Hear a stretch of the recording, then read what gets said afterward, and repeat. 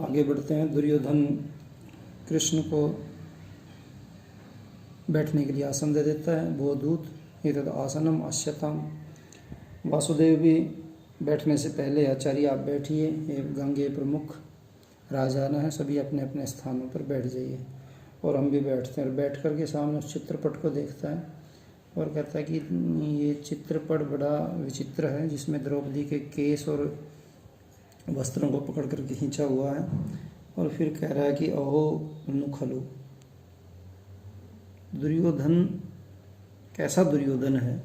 भगवान श्री कृष्ण सभा में सबके सामने दुर्योधन के विषय में कह रहे हैं कि सुयोधनोयम स्वजनावमानम पराक्रमं पश्यति बाधिशत्वात् को नाम लोके स्वयमात्मदोषम उद्घाटये नष्ट घृण सभासु।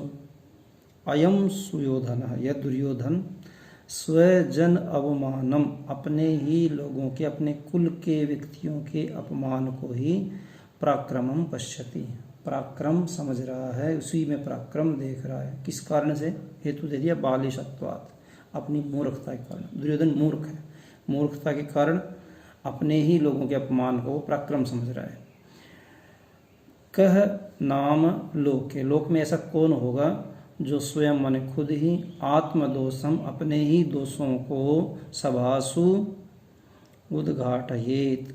एक दुर्योधन का विशेषण और दिया, नष्ट घृण है, निर्दयी व्यक्ति। ऐसा निर्दयी कौन होगा?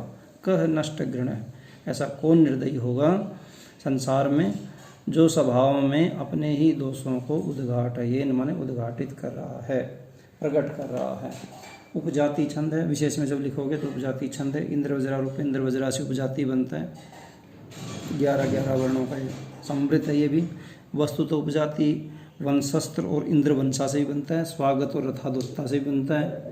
ये हमारे सिलेबस में नहीं है, इसलिए इंद्र वज्रा रूप इंद्र वज्रा से आप परिचित हो। ये भी इंद्र वज्रा रूप इंद्र वज्रा से मिल करके ये उपजाति बना हुआ। उपजाति का लक्षण आप पढ़ भी चुके हो।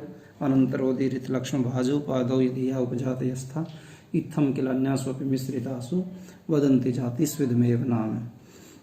ये उपजाति का लक्षण, उपजाति छंद हो गया।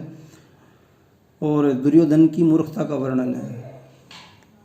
ये विशेष में या भाव में आप लिख सकते हो कि कवि वर्तमान समय में भी एक संदेश यहाँ दिया हुआ है कि जो व्यक्ति अपने ही परिवार के लोगों का अपमान करता है या निंदा करता है या बुराई करता है, वो दुर्योधन के समान मूर्ख होता है।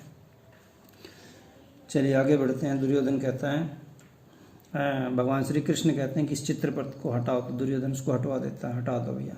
तो कंचुकी महाराज की जैसी आज्ञा और हटा देता है। अब दुर्योधन कह रहा है दूत को